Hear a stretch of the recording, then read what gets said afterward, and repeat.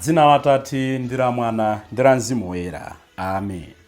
Moyo wathu uli ngati nthaka. Kuti ubereke zipatso zabwino, umasokera nthaka kumayitengulira. Ndine nthaka yotani?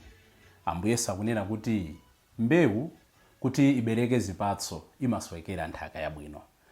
Ndikulandireni abale ndi alongo pano pa Tiyankhule na Ambuye.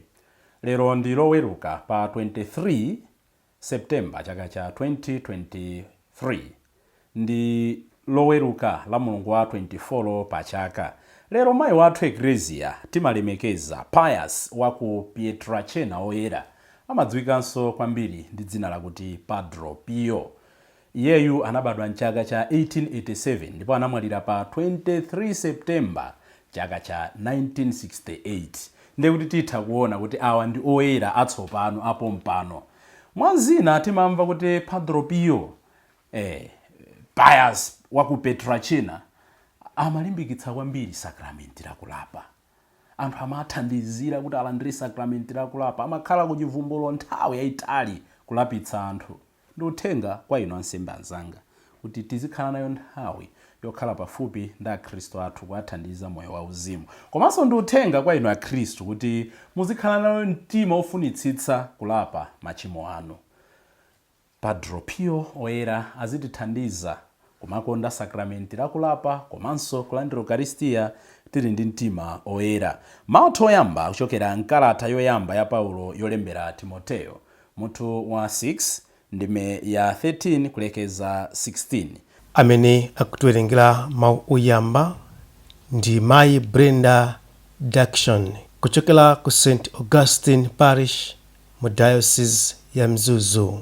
Ndipo salimo yathu ya tsiku la lero, salimo namba 100, akuti bwerani pamaso pa chauta mukuyimba mokondwa. Ambiri timapita kwa chauta mwina titakwiya ndi zifukwa, koma inde ngakhale tingalire chotani izikhala nthawi yopita pamaso pa chauta tikuyimba mokondwa. Ndipo mawu athu amuthenga wabwino ndi monga adalembera Luka oyera. Tiwerenganso mutu wa 8 ndime ya 4 kulekeza 15. Amene akutiwerengera mthenga wabwino komanso kutigawira mawu ndi Reverend Father Francis Damaseke kuchokera ku Episcopal Conference of Malawi ECM. Tiyeni abale ndi alongo, Mulungu poti watikomeranso mtima tsiku la lero, tikamva mawu ake tisaumitse mitima yathu. Mawu oyamba a malembo oyera. Mawu a nkalata yoyamba ya Paulo oyera kwa Timoteyo. Mutu 6 kuyamba ndime ya 13 mpaka 16. Okondeka wanga, ndikukulamula pamaso pa Mulungu amene amapatsa moyo zinthu zonse, ndiponso pamaso pa Khristu Yesu amene popereka umboni pamaso pa Poncio Pilato adanena zoona zenizeni. Ndikukulamula kuti mopanda cholakwa kapena chokayikitsa utsate bwino zonse zimene udalamulidwa mpaka Ambuye athu Yesu Khristu adzabwerenso. Pa nthawi yake ya Mulungu adzaonetsa kwa ife. Mulunguyo ngodala, ndipo iye yekha ndiye wolamula. Ndiye mfumu ya mafumu onse, ndiponso mbuye wa ambuye wonse. Ndiye yekha wosafa, ndipo amakhala mkuwala kosayandikizika. Chikhalire palibe munthu amene adamuona, palibenso amene angathe kumuona. Kwa iye kukhale ulemu ndi mphamvu mpaka muyaya.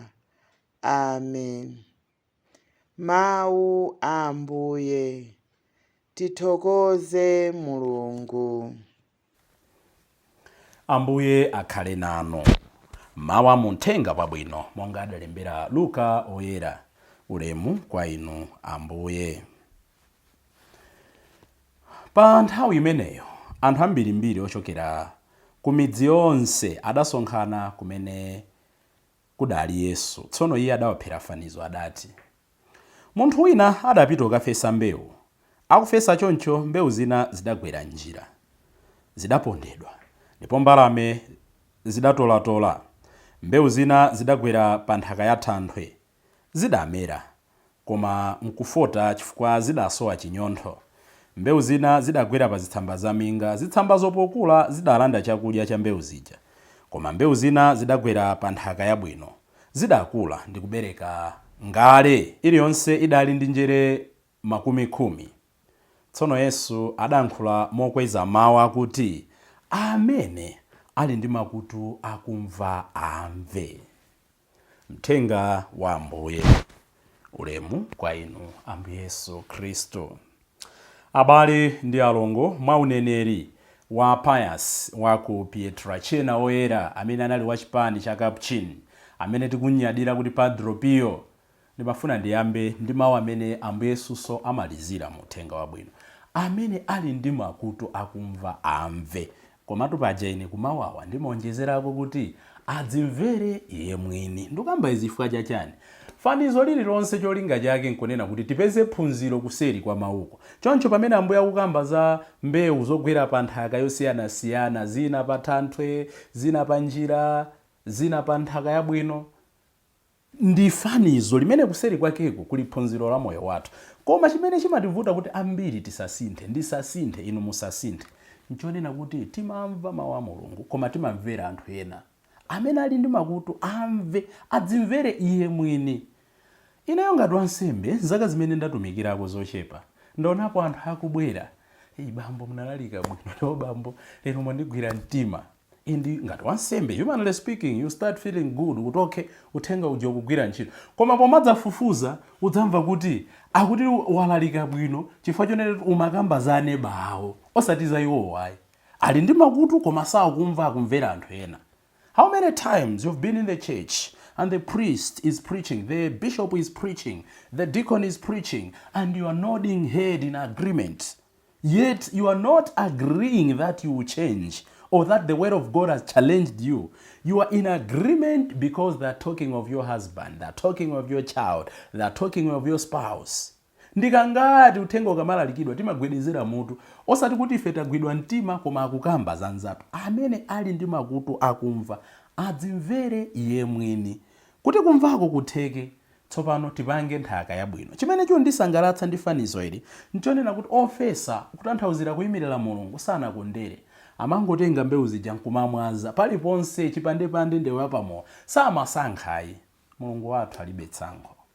Even titati taonetsa kuti ifeyo sitikufuna, koma samatimana zimene amagawira anthu ena. Mvula ndi imodzi, dzuwa ndi limodzi, mpweya ndi umodzi, moyo ndi umodzi. Zimangosiyana kuti tsopano zimene watipatsazo timazigwiritsa ntchito motani. Mwina pomvetsera fanizo ili akanakhala achinyamata, akananena kuti munthu amene anali wachibwana. Mwinanso sanali mulimilimi iyayi. Chifukwa mulimi wanzeru sangangotenga mbewu nkumangomwaza. Mulimi woti afuna kupanga phindu sangangotenga mbewu nkumamwaza paliponse. Komatu pamene pamaonetsa ukulu wa Mulungu, the generosity of God, the kindness of God, sasankha popereka madalitso ake. Kodi suja ena adanena kuti chauta alibe mseru? Chachiwiri chimene tikuona nchonena kuti atamwaza mbewu zija, atamwaza ma resources ake aja, he expects us, though out of responsibility, to do the best with whatever we've received. Koma Yesu amapanga interfere with how we operate. Akatipatsa zabwinozo, akatsanyula madalitso ake, amayembekeza kuti tibereke zipatso. Koma mmene tizigwiritsira ntchito, samatikakamiza kuti tigwiritsa ntchito motani. Utu nde ufulu wa Mulungu. Amatipatsa unsembe, koma samapanga interfere kuti usembe wako uziyendetsa motani. Kauzingogona, koma remember pamapeto tidzayankha. I gave you this, unapanga nazo nchani. You remember the other parable? Ya nyamata aja adalandira ndrama, wina zisanu, wina ziwiri, wina imodzi. Wa imodzi adakakumbira pansi. God does not change his goodness because we are not generous. Mulungu sana isinthe nthaka kuti isakhale nthaka chifukwa choti nthaka sinabereke zipatso chifukwa choti ndi pamwala. Inalibe nthaka koma Mulungu adayipatsa kuti ichite monga mmene iyo ifunira. The point is God does not change his goodness because we are not generous. Each day the word of God, the seed, is sown into our heart. Tsiku ndi tsiku mbewu imene imafesedwa mmoyo mwathu. Kodi ndine nthaka yotani?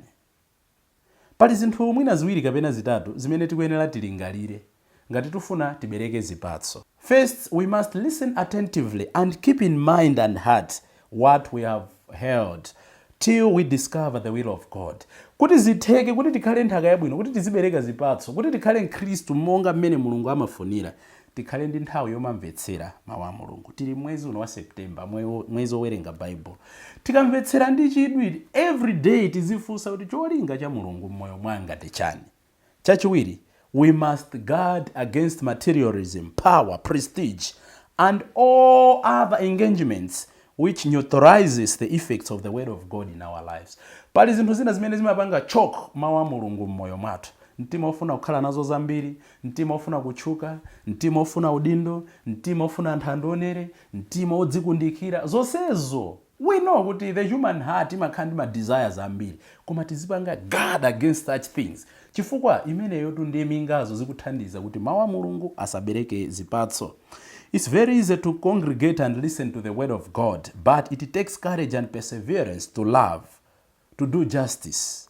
Kuti kumvetsera mawu a Mulungu sikovuta. Kunena kuti Bible ndinako sikovuta, koma kumachita monga mmene Mulungu akufuna mpamene tikusowekera kumapemphererana wina ndi nzake. Potsirizira timafuna tikumbutsane kuti nthaka yathu ndi imodzi. We must take note that all the soil is the same. The difference is what has been added to them and how it has been cultivated. Chimene chimasiyanitsa nthaka nkunena kuti kunthaka kwaonjezerako chani, nanga ikulimidwako kotani. We are cultivators of our own hearts. How do I take care of my heart determines the kind of fruit I will give. Mitima yathuyi ndi nthakazo timatengulira bwanji kuwerenga mawu a Mulungu, kulandira masakramenti, kumapemphera pafupi, osakhala anthu odzikonda, kwachitira anzathu chifundo, kumakhala anthu okhululuka.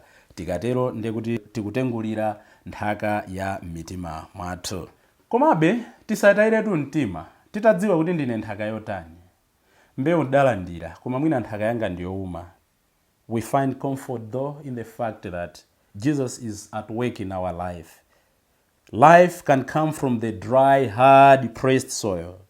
It's not too late for Jesus to produce a good crop out of my soil. We must cooperate with him and change for good.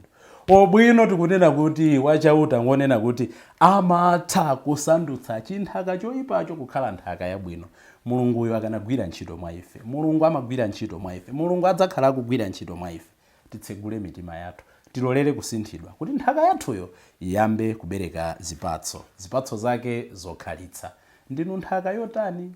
Tipemphe uneneri wa Pius, wa ku Petrachina, Padre Pio, kuti atithandize kumalapa machimo athu ndi kumatengulira mitima yathu.